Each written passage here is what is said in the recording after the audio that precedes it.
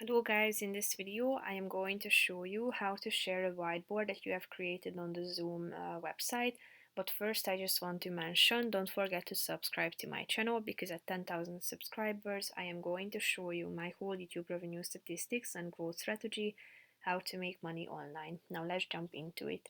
First of all, open the website on your device, go to the whiteboards section. And if you would like to share a whiteboard, just tap on the relevant one that you have already created or also a new template and tap on the share button at the top of the screen. So here you can add the email address of the editor that you would like to share your